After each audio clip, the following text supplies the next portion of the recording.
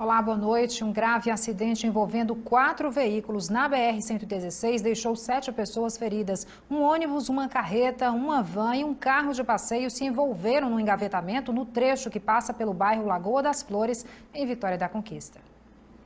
O acidente aconteceu na BR-116, próximo ao bairro Lagoa das Flores, em Vitória da Conquista. Envolveu 4 veículos, uma carreta, um ônibus, uma van e um carro de passeio. José Edson dos Santos é um dos motoristas que se envolveram no acidente.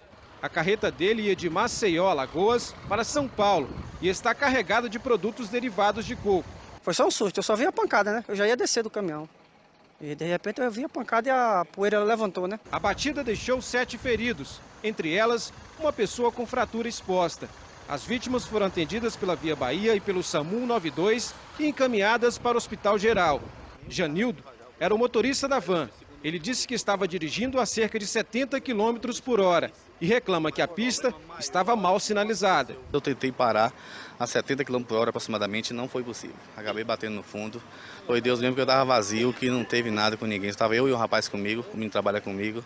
Mas foi muito rápido, não dá nem para explicar tanta coisa não. Segundo a Polícia Rodoviária Federal, o que pode ter provocado o acidente foi a displicência dos motoristas, tendo em vista que a pista está em obras. Está ocorrendo uma série de reformas na pista, então eles ficam impacientes, acabam fazendo manobras erradas, excesso de velocidade e principalmente o que ocorreu aqui foi a falta de guardar a distância de segurança. Eles não guardam. As pessoas quando interrompem o fluxo, eles têm o costume de se colocar logo no fundo, fazendo filas, e isso é perigoso. O motorista do ônibus teria contado para a PRF que perdeu os freios. É o que alega o motorista, mas a gente está analisando ainda para chegar à conclusão.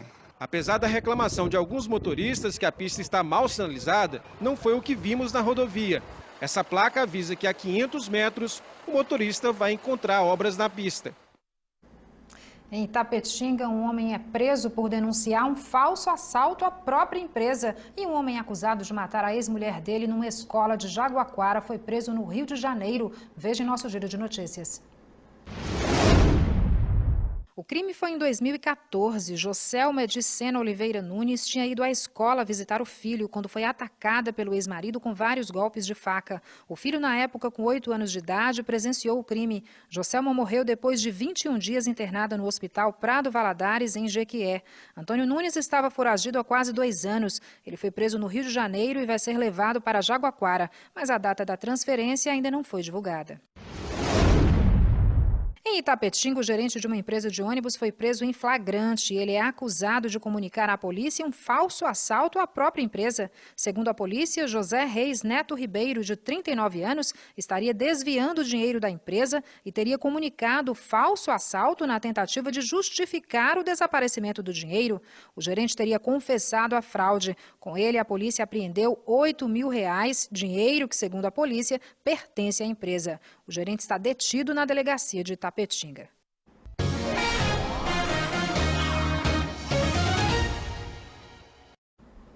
Um professor foi encontrado morto dentro da casa dele em Vitória da Conquista. Antônio Francisco Santos, de 40 anos, era professor na cidade de Jânio Quadros. O crime pode ter sido passional.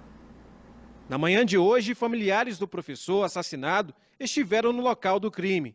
A sobrinha disse que o tio era uma pessoa querida e não tinha inimigos. Uma ótima pessoa, humilde, um exemplo para a família da gente foi ele. Ele é um exemplo da família. O corpo do professor Antônio Francisco dos Santos, de 40 anos, foi encontrado na noite de ontem no apartamento onde estava morando atualmente, no bairro São Vicente, em Vitória da Conquista. Segundo a Polícia Civil de Vitória da Conquista, o corpo do professor, que foi encontrado no apartamento onde morava, tinha sinais de violência, estava em estado avançado de decomposição e com um fio enrolado no pescoço.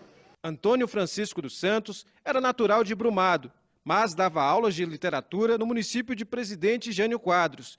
Veio para Vitória da Conquista tentar fazer mestrado pela Universidade Estadual do Sudoeste da Bahia. Nossa produção entrou em contato com o delegado Neuberto Costa, responsável pela Delegacia de Homicídios, que por telefone disse que a Polícia Civil trabalha com 2 hipóteses para esse crime. A primeira delas é latrocínio, que é o roubo seguido de morte, já que a família alega que a vítima teve um televisor e um celular roubados. A outra hipótese é crime passional, Até o momento, ninguém foi preso. A Polícia Civil disse também que ouviu pela manhã um parente do professor para tentar descobrir quem possa ter cometido o homicídio. O corpo do professor foi levado para o Departamento de Polícia Técnica e, assim que liberado, vai ser enterrado no cemitério Santa Inês, em Brumado.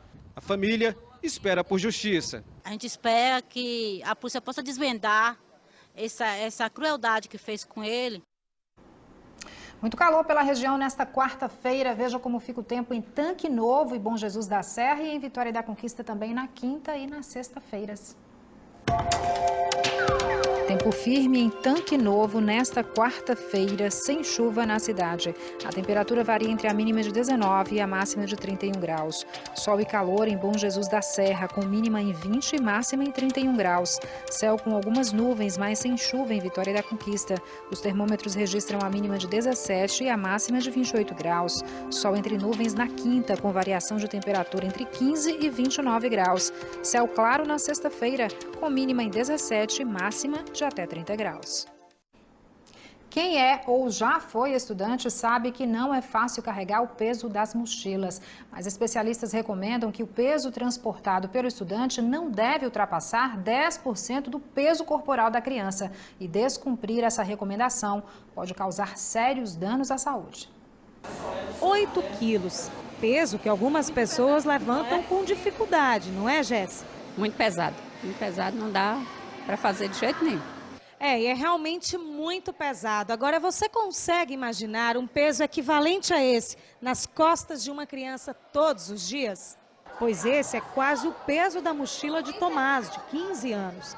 Nós levamos uma balança para a escola dele e o resultado, 7 quilos e 700 gramas de livros e cadernos para estudar. Eu já se acostumei há 5 anos trazendo quase o mesmo peso. Já perdi 5 mochilas com esse peso. Carregando, ela rasgou no caminho. Tomás pesa 42 quilos. A mochila equivale a quase 20% do peso dele, muito além do recomendado pelos médicos, que é de no máximo 10% do peso da criança em idade escolar e 5% da criança na pré-escola. E os problemas não demoram a aparecer. Clara, que pesa 40 quilos e carrega uma mochila de 5 quilos e 200 gramas, já reclama de dores na coluna. De vez em quando incomoda um pouco as costas. E a dor pode ser só o começo, segundo este ortopedista. Pode levar a dor, as contraturas musculares, as posturas viciosas e até deformidades. Nós sabemos que uma mochila muito pesada, durante muito tempo, pode até inibir o crescimento ósseo da coluna da criança. Para evitar problemas, é preciso também carregar a mochila de forma correta e escolher uma que seja adequada ao corpo da criança.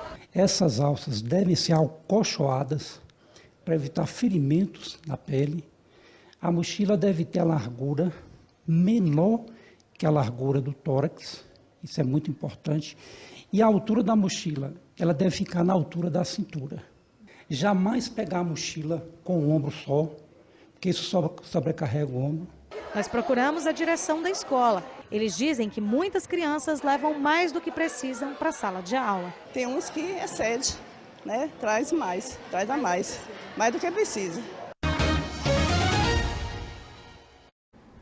O BATV está de volta e agora a gente fala de uma luta que tem de ser de todos nós. O combate ao mosquito que pode causar dengue, zika e chikungunya. Isso porque os números de notificações dessas doenças têm chamado a atenção.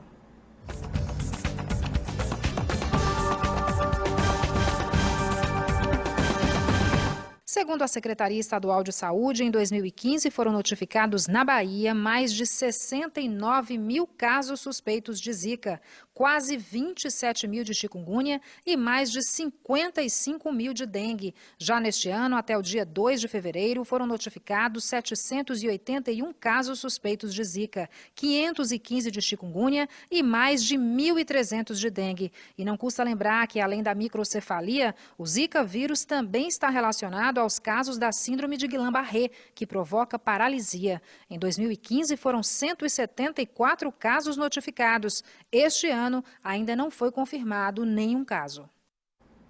E os números da microcefalia não param de crescer. Já são 126 cidades que registraram casos na Bahia. Ao todo, foram 775 casos notificados desde outubro do ano passado até o dia 20 deste mês. Desses, 120 casos de microcefalia já foram confirmados. O balanço foi divulgado hoje pela Secretaria de Saúde do Estado. Ainda segundo a CESAB, Salvador é a cidade que concentra o maior número de casos. Já foram 380 notificações. O número de mortes permanece o mesmo no último boletim, 11. A microcefalia é uma má formação neurológica que provoca diminuição no cérebro. Agora a gente muda de assunto para falar que no período da quaresma o consumo de peixes aumenta bastante, uma tradição que faz muito bem à saúde. Além de saboroso, o peixe ajuda a reduzir o colesterol e aumentar a imunidade. Muitas famílias abrem mão da carne vermelha durante a quaresma e a primeira opção para substituir a carne é o peixe. Se você segue essa tradição, está fazendo um bem enorme para o seu organismo. Não sabia disso? Pois é, então vamos descobrir agora o porquê. Nós convidamos uma nutricionista para explicar melhor os benefícios. É que além de ser uma carne leve e de fácil digestão, a nutricionista explica que o peixe melhora a imunidade do corpo e reduz o nível de colesterol ruim do organismo. Melhorar o sistema imunológico, né? Tem presença de vitaminas B, D, A. E também vai ser uma carne que você pode comer a qualquer momento, pode comer ela grelhada, assada, frita, como a pessoa quiser. Valesca costuma incluir o peixe no cardápio da família durante todo o ano. E quando chega a quaresma, o consumo é ainda maior. Gosto de comer peixe sempre, mas durante a quaresma a gente intensifica. Aquela regrinha, tudo em excesso faz mal, não se aplica ao peixe. Pode comer à vontade, mesmo os de água salgada, como salmão, bacalhau e atum, que possuem um pouco mais de gordura. A gordura que o peixe tem é uma gordura benéfica, né? Faz bem ao coração. Então ele tem a presença de ômega 3, né? Na maioria dos peixes, todos contêm ômega 3. Dona Lourdes encosta no balcão refrigerado e escolhe o peixe com paciência. Mesmo achando o preço salgado, ela não deixa de levar. A gente deixa de comprar uma outra coisa e come o peixe, faz bem para o corpo, para a mente, para tudo. A nutricionista chama a atenção na hora de escolher o peixe. Dê preferência a peixes frescos ou congelados. E atenção à embalagem. Se o peixe for congelado, observar a data de validade, né, logo na frente, quando ele foi embalado. E se esse peixe está realmente bem gelado, congelado, a embalagem tem que estar íntegra. Né? E se ele tiver, no caso, fresco, observar a aparência desse peixe, se está com os olhos bem fixos, brilhantes, a escama bem fixa também, né, bem presente, para não ter problema depois na hora de fazer esse peixe.